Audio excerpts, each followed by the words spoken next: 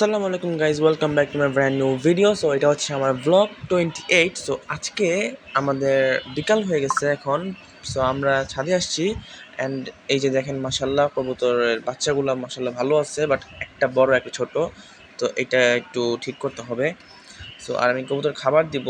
এই 3টা খাঁচা কিনছি নতুন, প্রায় 900 টাকা দিয়ে। আর মাশাল্লাহ সবগুলা কবুতরই মোটামুটি ডিমে আছে, শুধু এই বাচ্চাগুলো বাদে, কারণ এরা এখনও ছোট। আর ওরাও আবার ডিম দিবে আশা করি। সো বাচ্চাগুলো সরাই ফেলতে হবে, যেহেতু একটা ছোট এবং একটা অনেক বড় হয়ে গেছে। সো ওইটার পায়েও রিং পরানো হয়েছে, আমি পরে দেখাইতেছি। আর এই কবুতরটা নতুন কিনছি মাশাল্লাহ, এটা হচ্ছে মাদি কবুতর। এটা আনছিলাম এই পাশের এই নর কবুতরটার জন্য, বাট ওরা আনফর্চুনেটলি ওরা জোড়া নিতেছে না। সো কী হয়েছে আই ডোন্ট নো, বাট আমি ট্রাই করতেছি যাতে জোড়া নিতে পারে। আর এই মুরগিগুলোকে খাবার দিয়ে দিছি এই জায়গায়, একটু দূরে দিছি আজকে। সো ওদেরও পায়ে ময়লা, কারণ ওদের ঘরে ময়লা আছে অনেক, সো ওইটা পরিষ্কার করতে হবে। আর কবুতরের বাচ্চাগুলো দেখেন সুন্দর মাশাল্লাহ খাওয়াইতেছে। কবুতরগুলোকে আমি খাবার দিয়ে দিছি অ্যান্ড বাচ্চাকে সুন্দর মতো খাওয়াইতেছে, বাট বড় বাচ্চাটা সবচেয়ে বেশি খায় আর ছোটো বাচ্চাটা একটু কম খায়, কারণ ওকে কম খাবার দেয়। আর এই যে দেখেন আমি এদেরকে খাবার দিছি, এরাও খাইতেছে। সো আমরা দেখলাম যে হাঁড়ির মানে খাঁচার বাইরে খাবার দিলে খায় কি না। সো মাশাল্লাহ খাইতেছে সুন্দর। আর সবগুলো কবুতরই মোটামুটি খাওয়া দাওয়া শেষ অ্যান্ড সবাই এনজয় করতেছে।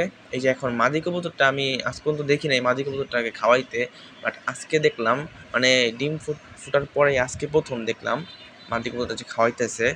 আর এখানে এই নর কবুতরটাকে একটু ছেড়ে দিব যাতে একটু উড়ে। কালকে ছুটে গেছিলো, ছুটার পরে অনেক কষ্ট হয়েছে ঢুকাইতে।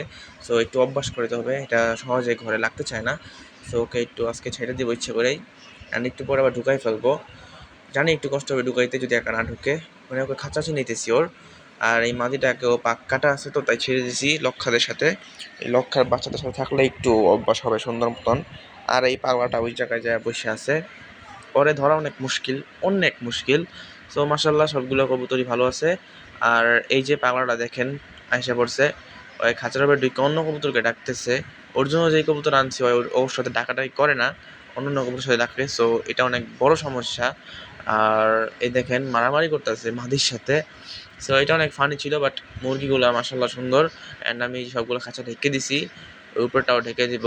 তো আজকের জন্য এইটুকুই, দেখা হবে নেক্সট ভিডিওতে। আর সবাইকে ভালো লাগলে সাবস্ক্রাইব করে দিবেন অ্যান্ড একটা লাইক করে দিয়েন। ধন্যবাদ, আসসালামু আলাইকুম।